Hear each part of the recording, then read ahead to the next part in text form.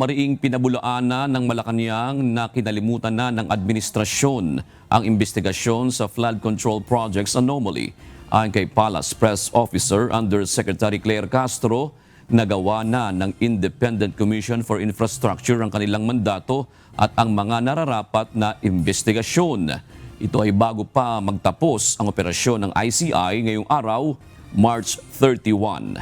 Ayon kay Yusek Castro, patuloy ang pagpapanagot ni PBBM sa sinumang sangkot sa anomalya.